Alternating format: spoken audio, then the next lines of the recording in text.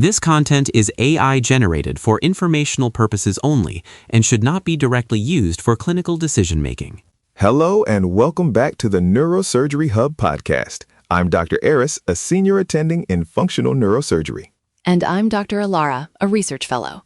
Today we're looking at a fascinating new study from the January 2026 issue of Annals of Neurology, titled Probabilistic Lesion Mapping to Optimize Thalamotomy Targets for Focal Hand Dystonia. This is a paper many of us in the functional community have been waiting for. Focal Hand Dystonia, or FHD, is one of those conditions that is incredibly frustrating for both the patient and the surgeon. We're talking about task-specific involuntary muscle contractions, things like writer's cramp or musician's dystonia.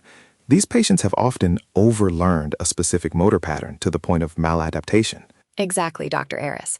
The paper notes that these abnormal contractions are often driven by persistent, erroneous feed-forward signals. While we've used stereotactic thalamotomy of the ventrolateral thalamus for years, the optimal target within that complex has always been a bit of a moving target. Right. We've historically aimed for the ventralis oralis, or VO complex, but the exact coordinates often vary between centers. This study by Nishitani and colleagues, coming out of Tokyo Women's Medical University and several other high-profile institutions, finally gives us some evidence-based mapping. Ilara, walk us through the cohort and the methodology they used. It was an impressive retrospective analysis of 164 patients. That's a very large N for this specific pathology.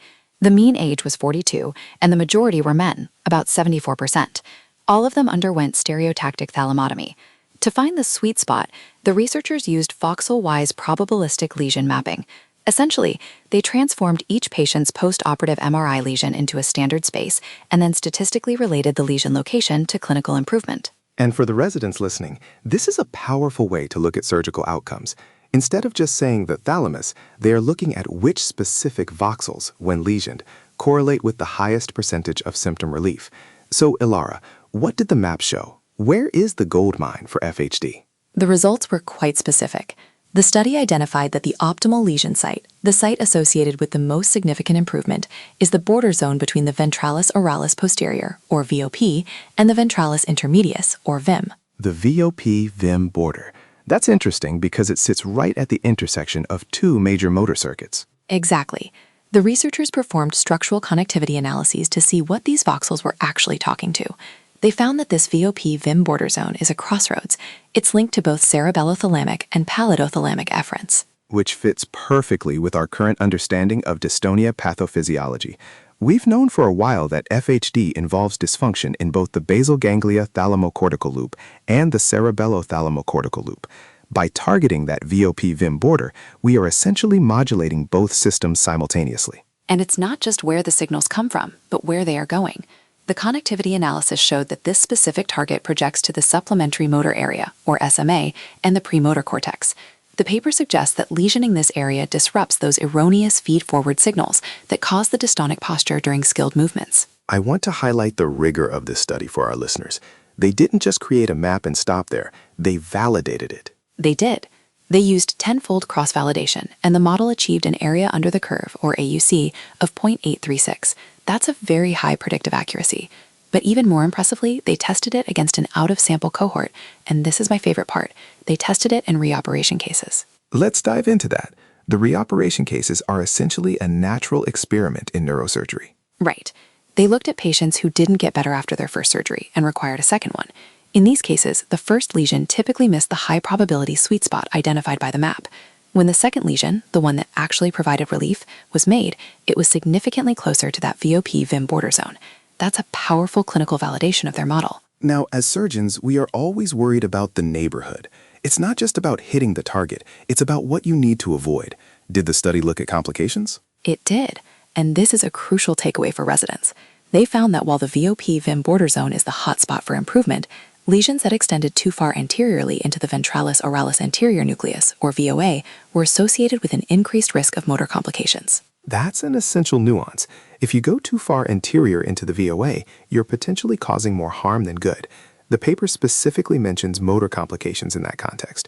So the surgical window is actually quite narrow. Stay on the VOP-VIM border and be wary of the VOA. The paper also touches on the overlearning hypothesis we mentioned earlier. It suggests that since FHD is a maladaptation of motor learning, Lesioning this specific thalamic node helps reset the circuit by reducing the influence of the abnormal basal ganglia and cerebellar inputs on the premotor areas. It's a beautiful intersection of high-level imaging, connectivity science, and old-school stereotactic principles. For the practicing neurosurgeons listening, how does this change our workflow in the OR? Well, the study suggests that we should move towards evidence-based targeting instead of relying solely on traditional atlas coordinates or intraoperative stimulation, which can be tricky in a sedated or even an awake patient with task-specific symptoms. We can use these probabilistic maps to guide our initial trajectory. And for the students, remember that the thalamus isn't just one big relay station. It's a collection of highly specific nuclei. This paper shows that even a shift of a couple of millimeters from the VOP-VIM border to the VOA can be the difference between a cured musician and a patient with a motor deficit. One other thing to note, the study specifically looked at stereotactic thalamotomy. While many centers are moving towards MR-guided focused ultrasound, or MRGF use, the lesion mapping principles derived here should theoretically apply to any modality that creates a focal lesion in the thalamus, including RF ablation or even DBS. I agree. The biology of the target doesn't change just because the tool does. If you're making a hole or placing a lead, the VOP-VIM border is where you want to be for focal hand dystonia. To summarize for our listeners, Nishitani et al. Have provided the first evidence-based thalamic target for FHD. By analyzing 164 patients, they've shown that the VOP-VIM border zone is the optimal site for symptomatic improvement, while avoiding the VOA is key to minimizing motor side effects. It's a landmark paper. It moves us away from expert opinion and towards a data-driven approach for a very challenging patient population. Any last thoughts, Alara? Just that this study highlights the power of multi-institutional collaboration. Combining the clinical volume of Tokyo Women's Medical University with the imaging expertise at Harvard and Kyoto allowed for a level of detail that a single center probably couldn't achieve. Well said. That's all the time we have for today.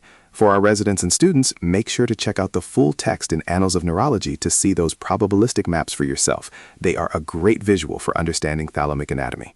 Thanks for tuning in to the Neurosurgery Hub podcast. We'll see you next time. Stay sharp.